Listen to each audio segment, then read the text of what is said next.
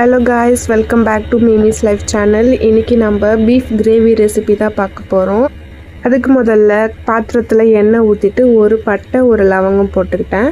அது போட்டதுக்கப்புறமா வெங்காயமும் கருவேப்பிலையும் கொஞ்சம் ஆட் பண்ணியாச்சு. இப்போ நான் சொல்கிறது எல்லாமே அரை கிலோ பீஃபுக்கு தான்.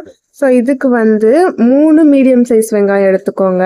ஸோ இதை போட்டு நல்லா வதக்கிக்கலாம். அந்த ஆவியில் எதுவுமே தெரியல. நானும் கேமரா ரொம்ப நேரமாக ஃபோக்கஸ் பண்ணிட்டு இருந்தேன். ஸோ அது நல்லா சலசலன்னு கொதிச்சுட்டு இருந்தது. ஸோ நம்ம கொஞ்சம் நல்லா வதக்கி விட்டுக்கலாம். தக்காளி பார்த்திங்கன்னா நல்லா பெருசாக ஒரு 4 தக்காளி போல் எடுத்து கட் பண்ணி வச்சாச்சு. தென் ஒரு 1.5 ஸ்பூன் போல் இஞ்சி பூண்டு விழுது எடுத்திருக்கேன்.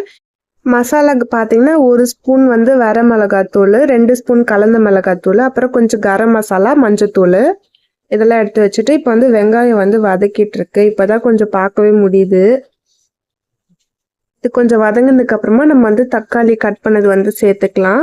வெங்காயம் ஒரு 5 மினிட்ஸ் போல் நான் வதக்கி விட்டுக்கிட்டேன். அது கொஞ்சம் லைட் கலரில் ஆனதுமே நம்ம தக்காளி சேர்த்துக்கிட்டு அதையும் நான் வதக்கி விட்டுக்கிறேன். இது குக்கரில் தான் செய்யணும் அப்படின்லாம் அவசியம் இல்லை. எங்கள் அம்மா குக்கரில் விசில் வைக்க போகிறேன் அப்படின்னு நினச்சிட்டு குக்கர் எடுத்துட்டாங்க.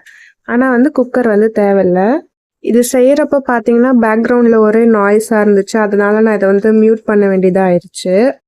தக்காளி நீங்கள் வதக்கிறப்ப ஒரு 5 மினிட்ஸ் கொஞ்சம் வதங்கினதுக்கு அப்புறமா கொஞ்சம் கேப் விட்டு அதை கொஞ்சம் நசுக்கி விட்டிங்கன்னா அது இன்னும் நல்லா சாஃப்ட் ஆகிடும். ஸோ அந்த மாதிரி சாஃப்ட் ஆகிற வரைக்கும் நம்ம நல்லா வதக்கிக்கலாம். அப்படி வதக்கினதுக்கு அப்புறமா நம்ம மசாலா சேர்த்துக்கலாம். ஸோ இப்போ பார்த்தீங்கன்னா தக்காளி நல்லா வதங்கிடுச்சு.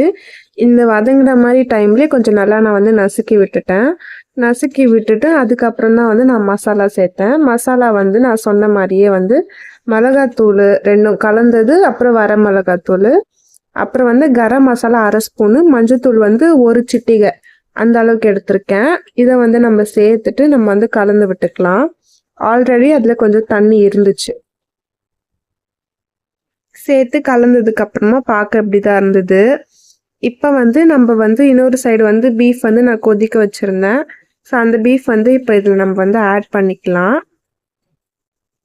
பீஃபுக்கு பார்த்தீங்கன்னா பீஃப் முழுகிற அளவுக்கு கொஞ்சம் தண்ணி ஊற்றிட்டு அதில் ஒரு வெங்காயம் போல் கட் பண்ணி போட்டுக்கோங்க. தேவையான அளவு உப்பு சேர்த்துக்கோங்க. ஒரு அரை ஸ்பூன் உப்பு போட்டிங்கன்னா கரெக்டாக இருக்கும்.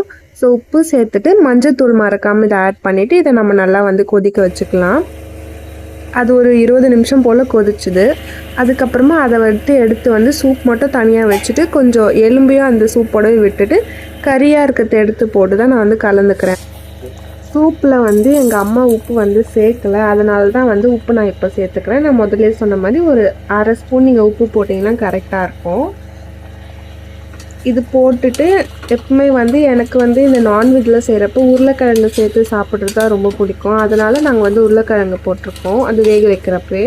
இது உங்களுக்கு ஆப்ஷனல் தான். நீங்கள் உருளைக்கிழங்கு போட்டிங்கன்னா போட்டுக்கலாம், இல்லைனா பிரச்சனை இல்லை. ஸோ கலந்து விட்டதுக்கு அப்புறமா பார்த்தீங்கன்னா சூப் இருக்குல்ல, நம்ம தண்ணி சேர்க்கணும். சூப்பில் கொஞ்சம் குடிக்கிறதுக்கு மட்டும் எடுத்து வச்சுக்கிட்டு மீதி சூப்பெல்லாம் நான் ஆட் பண்ணிட்டேன். அது ஒரு கிளாஸ், அரை கிளாஸ்லேருந்து ஒரு கிளாஸ் போல் அளவு இருக்கும். அந்த அளவுக்கு நான் சூப் ஆட் பண்ணிக்கிட்டேன். அதை ஆட் பண்ணிவிட்டு நம்ம திரும்பியும் நல்லா கொதிக்க வைக்க போகிறோம். நம்ம சூப் வச்சப்போ ஒரு முக்கால்வாசி தான் மீட் வெந்திருக்கும். ஸோ இப்போயும் நம்ம கொதிக்க வைக்கிறப்ப தான் இன்னும் நல்லா வேகும்.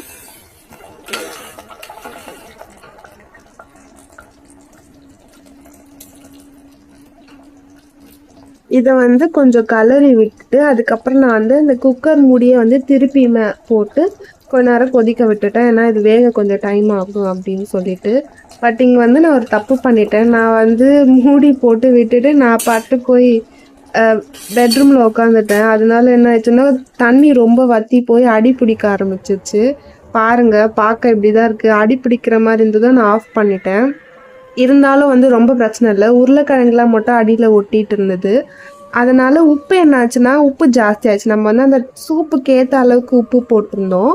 ஆனால் என்ன ஆச்சுன்னா சூப்பு அந்த தண்ணி எல்லாம் வற்றிட்டதுனால இப்படி ஆயிடுச்சு. பார்க்க செம்மையாக ரெட் கலரில் அந்த எண்ணெய்லாம் திரிஞ்சு இருந்தது.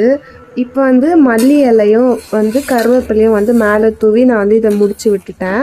தண்ணி வற்றதுனால உப்பு கொஞ்சம் ஜாஸ்தியாக இருந்தது. ஆனாலும் மற்றவங்களுக்கு அது சாப்பிட்றப்ப யாருக்கும் தெரியல. உப்பு கரெக்டாக இருக்குது அப்படின்னு தான் சொன்னாங்க.